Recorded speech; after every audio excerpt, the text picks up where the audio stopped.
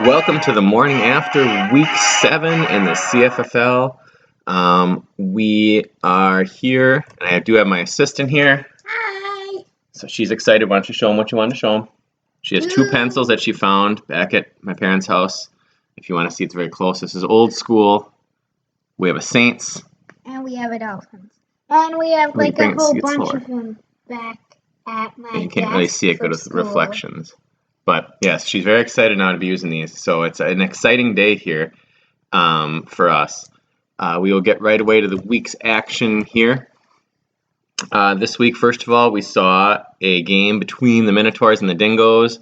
Minotaurs are on a bit of a roll, but they fall this week 63.5 to 34.5.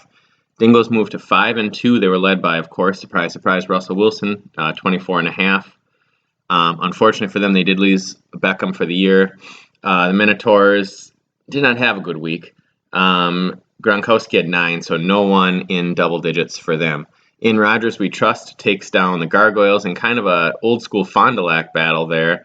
2 teams kind of fighting to keep their playoff hopes alive. They still are, for the Gargoyles even. Gargoyles had Jamal Williams, had 11. And in Rodgers We Trust, mostly led by Todd Gurley's 15.5 on his bungled, trying to lay down at the 1. Instead, he scores a touchdown and costs the Falcons a win. Next up, then, we had the Badgers. They were 5-1 going in, just knocking off me, and a huge win for the Badgers.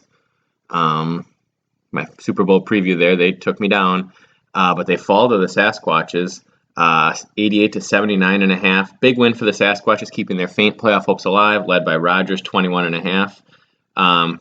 Bites' Badgers, though, had 28.5 from Justin Herbert, who's just been a fantasy sensation this year. So that was big for him. Next up, then, we had the Bruisers and Dr. Dangerous. Dr. Dangerous pulled off a somewhat of a miracle comeback here. Not right now. They were down, I think, around 20 going into the Sunday night game. Chris Carson left for the Bruisers, and the Dr. Dangerous had Tyler Lockett. Tyler Lockett had 30 points on that Sunday night game, and Chris Carson got hurt and only had 1.5. So a huge win for Dr. Dangerous there as they moved to 4-3. The big game of the week was myself versus Team Price is Right in a Super Bowl rematch from a couple years ago.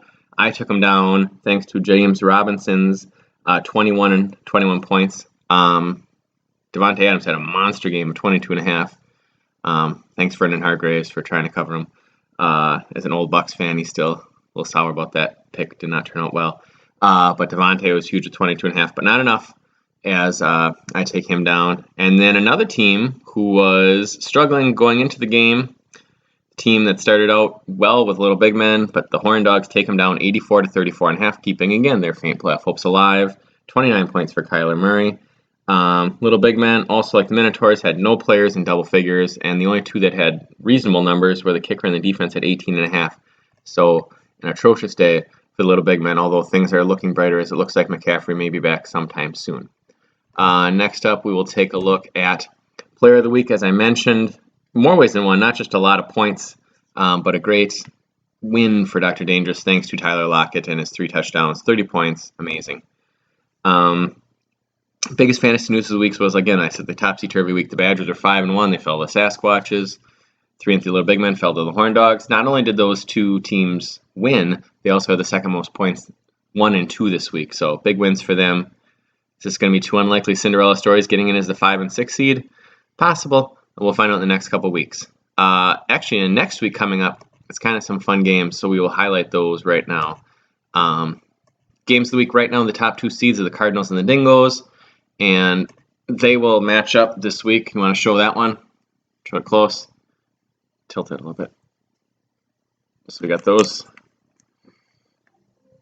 2 right there. In a big game of, the 1 and 2 seeds. Also, then we have the 3 and 4 seeds. Team Price is Right playing Bites' Badgers. And to go to an also, we have a rivalry game of 2 teams that trying to stay in the playoff race. This is it. If one of them loses, I'm afraid it's probably over. I can't do this either. Gargoyles, Sasquatches, 2 and 5 versus 2 and 5 in a rivalry game. And also after this week, we are officially an official season. So if something does happen, with COVID and it shuts down after week 8, whoever's the best team will pay out from there. So one more week, I think we're set. So we made it. I didn't think this would happen back in August. Maybe not August, maybe more like July. Didn't look like it was going to happen, but we did it. So that's good news. So we will thank you all for tuning in. We are done this week and maybe be back next week, otherwise for sure the week after. So say goodbye, Emma, and we will play you out with some music of Cox Your Fox. So thanks for tuning in.